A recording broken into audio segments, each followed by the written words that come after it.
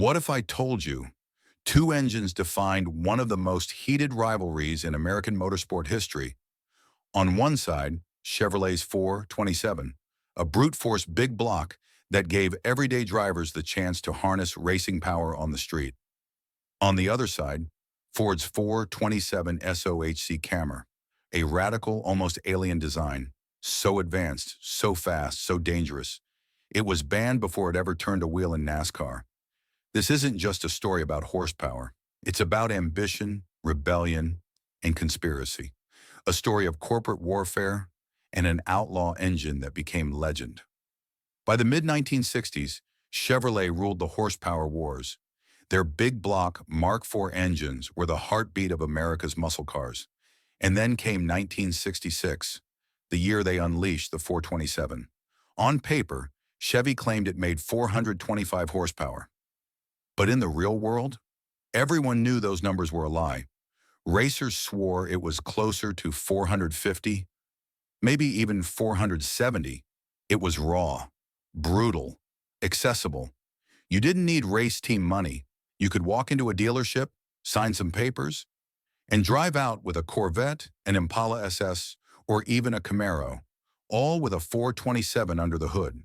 Through backdoor channels like COPO, Chevy even slipped them into cars the factory never advertised.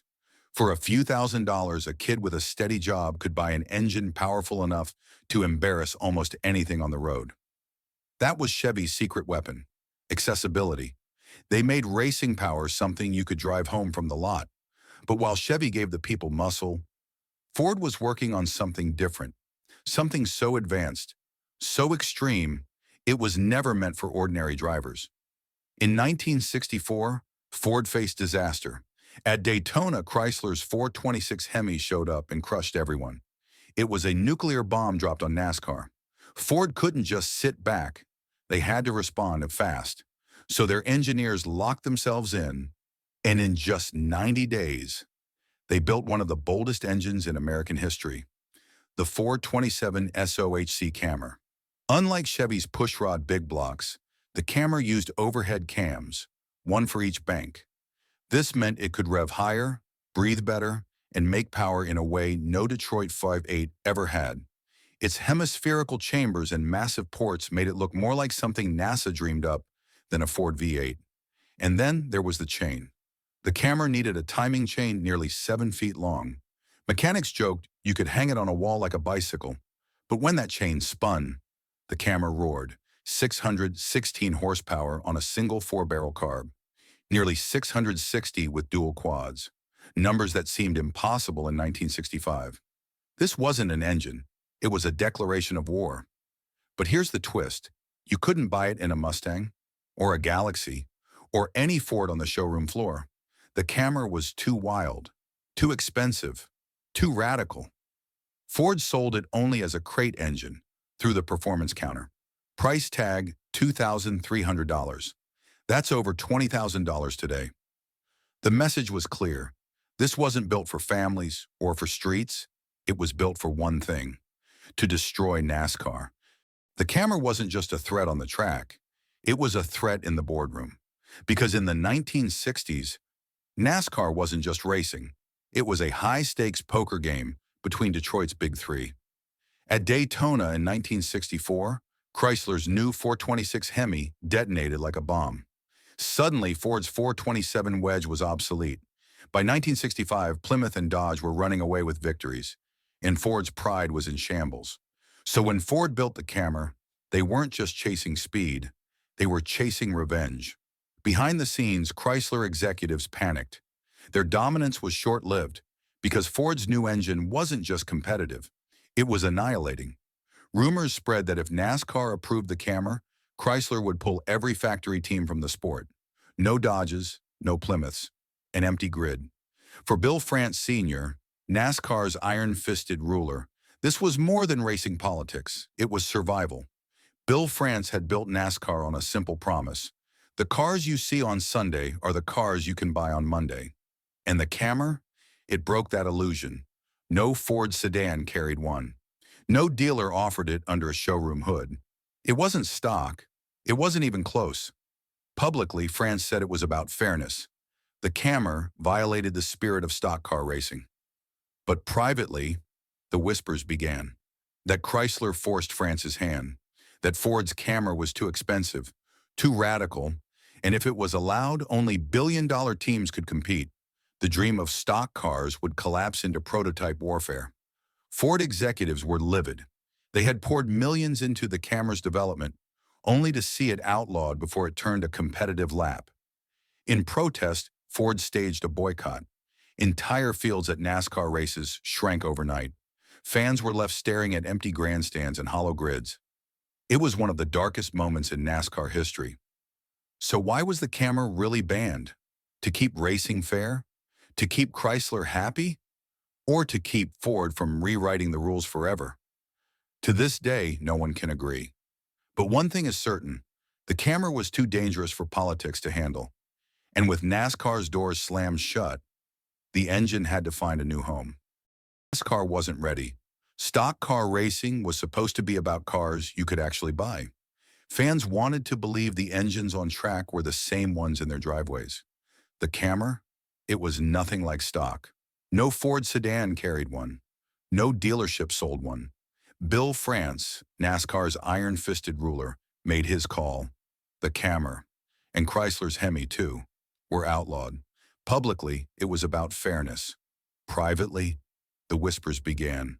Some said NASCAR was protecting Chrysler, who threatened to quit if Ford ran the Camry.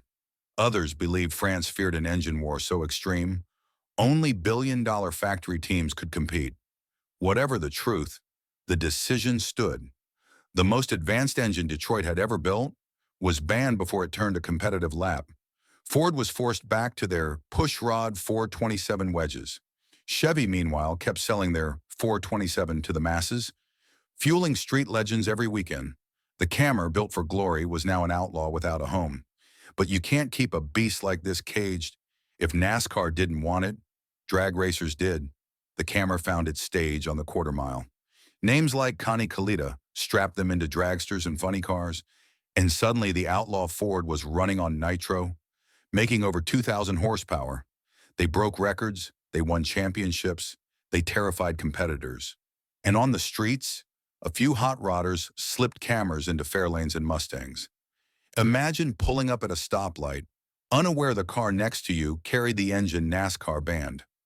Over time, scarcity made the Camry legendary. Back then, $2,300 bought you one new in a crate.